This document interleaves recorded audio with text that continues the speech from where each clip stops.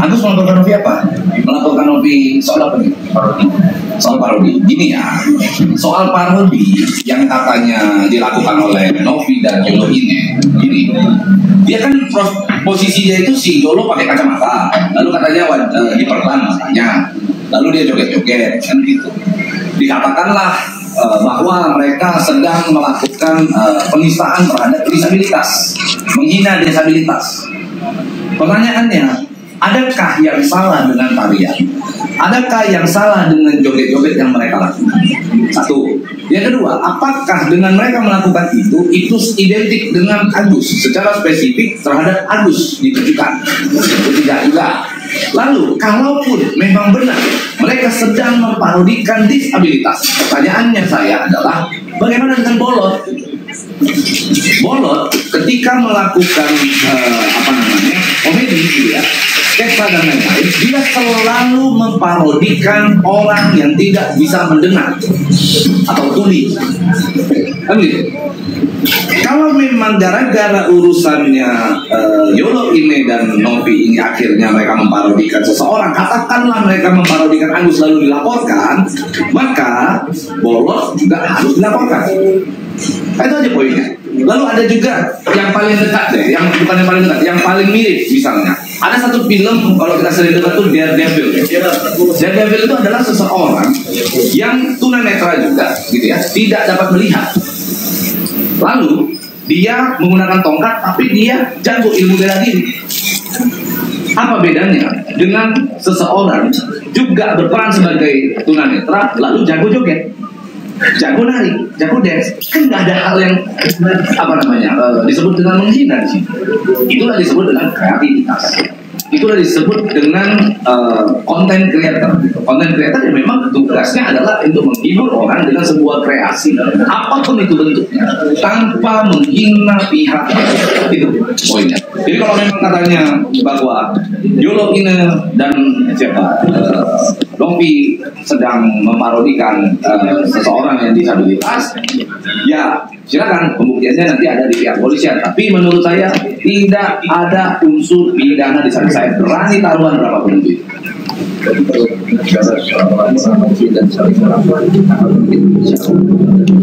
Nah, terkait misalnya Novi melaporkan Agus Salim, melaporkan Abilim, katanya. Gini ya, kita lihat yang dilaporkan oleh Novi adalah satu dugaan tindak pidana pelecehan seksual, kekerasan seksual terhadap seseorang secara verbal, yang mana acuannya adalah ucapan Alvin yang menduga bahwa yang bertanya bahwa dari mana Novi mendapatkan uang, katanya kan gitu. Dia mantan pramugari. Banyak kok teman saya yang pramugari yang istilahnya menjajakan diri sebagai mohon maaf dengan kata pelacur. Kan gitu. Artinya dia menanyakan apakah maksud dari pertanyaan itu adalah apakah Novi menjajakan diri sebagai pelacur. Kan itu sebenarnya poinnya. Ini ya poinnya. Kalau memang kita mau nanya terhadap seseorang, kita mau nanya nih, dari mana uangnya? Kita harus melihat untuk kita ketahui apakah ucapannya itu memenuhi unsur pidana. Yang harus kita nilai bukan kalimatnya, bukan kata per kata, tetapi maksud. Maksud apa sih yang timbul, yang mendasari ucapan itu akhirnya bisa disampaikan. Nah, dia bertanya apakah seolah-olah Novi mungkin sebagai pelacur, lalu akhirnya uang tersebut dia bisa dapatkan, gitu ya. Untuk mengetahui niatnya, kita harus lihat apakah ada pertanyaan lain yang bisa timbul untuk mempertanyakan dari mana uangnya Novi, dari mana hartanya Novi. Bisa kan kita misalnya membuat satu prasangka, Novi kaya, apakah mungkin karena dia seorang pengusaha properti? Apakah karena dia seorang pengusaha fashion misalnya, atau seorang pengusaha tambang nikel misalnya? Itu kan pertanyaan yang mungkin timbul dengan pilihan yang begitu banyak tanpa harus menyebut kata pelacur.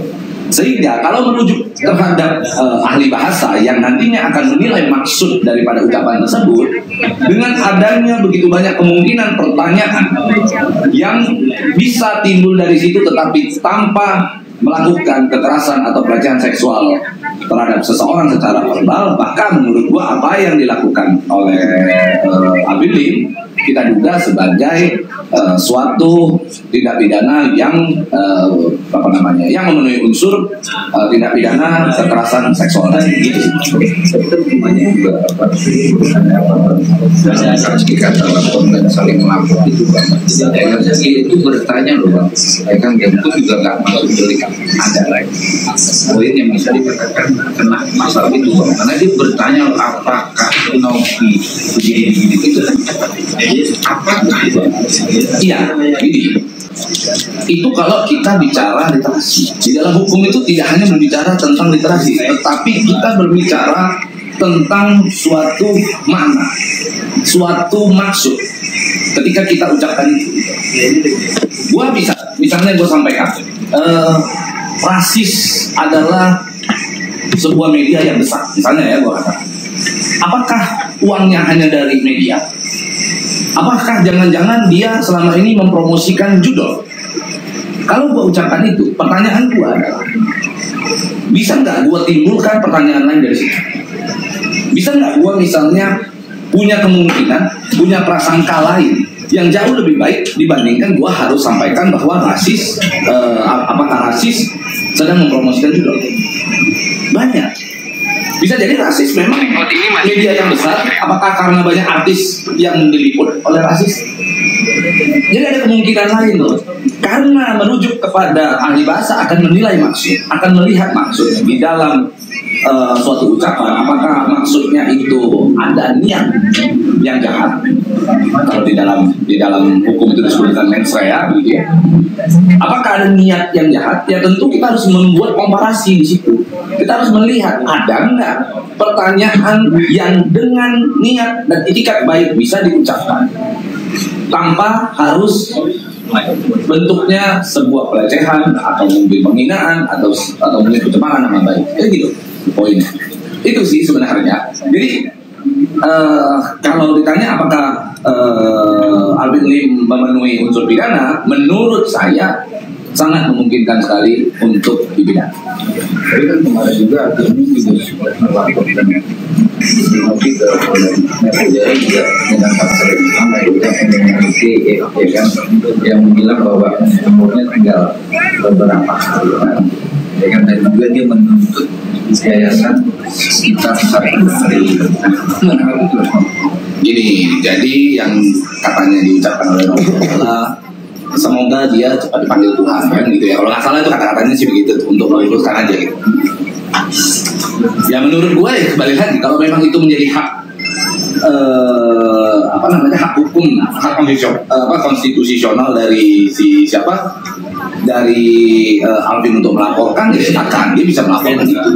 Dia bisa melaporkan itu adalah haknya dia, siapapun, dan polisi tidak boleh menolak laporan itu. Tapi kan kembali lagi, apakah dari proses penyidikan nanti akan terbukti bahwa ucapan itu merupakan sebuah ucapan yang menuduh sesuatu atau mencemarkan nama baik seseorang, kan gitu. Yang namanya semoga pasti ucapan yang bentuknya adalah semoga, berarti itu adalah harapan. Kalau harapan seseorang baik atau buruknya, tentu yang menilai adalah orang yang mengucapkan. Nah, gitu. Kembali lagi, kalau ditanya semoga Alvin Lim, dengan kata-kata semoga Alvin Lim cepat dipanggil Tuhan, berarti merujuk kepada kata-kata kematian. Ingin agar seseorang itu cepat dipanggil Tuhan, artinya cepat mati lah. Sebagian orang menganggap bahwa kematian adalah duka, tapi ada sebagian kelompok agama yang menganggap bahwa kematian itu adalah suatu kebahagiaan. Karena ketika seseorang mengalami kematian, maka dia akan hidup di dalam dunia yang baru. Dia sudah tidak lagi merasakan siksaan dunia ini. Dia tidak perlu lagi sakit-sakitan. Aja kembali lagi bagaimana persepsi orang masing-masing kan? Nah, intinya beginilah. Kalau gua secara pribadi gua tidak mau mencampuri urusan itu, karena Novi punya PH-nya, kuasa hukumnya, Alvin Lim juga berhak. Kalau saran gua nih, udah proses hukum jalan tetap terus, mereka yang penting kisru donasi diselesaikan dulu. Setelah itu mereka mau tarung di ring tinju pun menurut gua itu gak ada persoalan, itu urusan mereka masing-masing. Kan itu sebenarnya. Pula artinya tambah alasan yang benar begitu ya, yang artinya tidak sesuai dengan prinsip-prinsip dalam penanganan persoalan apa perkara gitu. Jadi intinya sih ya saya berharap ini selesai supaya kami bisa cepat keluar dari persoalan ini sehingga saya sudah bisa melakukan kegiatan-kegiatan saya di luar. Jadi ini yang netral. Oh netral sekali lah. Kalau ditanya apakah netral sekali. Gue mah orangnya nggak mau cawe-cawe dalam persoalan ini. Ya kalau memang bisa damai segera, waduh indah sekali dunia ini. Kata pansus buat apa? Apa? Kata pansus buat apa? Maksudnya apa? Kata pansus kalau netizen atau PH Siluman kalau bukan gue nggak akan viral. Oke, jadi kalau seandainya kita dibilang, wah Pablo mau pansos, pertama, Novi sama gua, jelas orang lebih kenal gua. Kalau dibilang dari segi nama, lalu Agus siapa orang juga nggak akan kenal. Apakah gua mau pansos di persoalan ini? Bukan pansos, gua hanya mau nambah viewers di TikTok gua. Tadinya gitu. Cuma begitu gua masuk di dalam persoalan ini, akhirnya gua ingat, oh ternyata ada urusan yang lebih penting daripada viewers, yaitu moral. Itulah yang hari ini gue selalu gaungkan, bahwa hukum tertinggi di dunia ini adalah moral, adalah sebuah moralitas. Nah, dan kita sadar ya, moralitas itu ketika sudah menjadi hukum itu nggak bisa mencakup seluruh aspek kehidupan. Kan gitu. Hukum itu tidak bisa mencakup seluruh aspek kehidupan. Contoh, misalnya saya datang ketemu sama wartawan rasis, atau mungkin saya datang ke rumah bosnya rasis tadi siapa? Hijrah. Nah, saya datang ke dia. Ketika saya datang ke dia, saya nggak kasih salam. Pasti dia marah.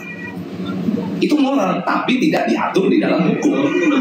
Sama halnya, ketika Novi melakukan pengamanan atau pencegahan terhadap penyalahgunaan uang tersebut, kosong hukumnya. Tidak ada satu bentuk kewajiban Novi untuk melakukan pencegahan terhadap penyalahgunaan uang donasi tersebut. Tetapi itu moral, itu perlu dilaksanakan. Karena adanya kekosongan hukum, maka kami bawa persoalan ini ke dalam pengadilan, sehingga nanti hasil putusan terhadap uang tersebut akan memiliki kekuatan hukum yang tetap, sehingga akan menjadi jurisprudensi. Besok-besok kalau ada orang yang melakukan, patokannya adalah persoalan ini, gitu.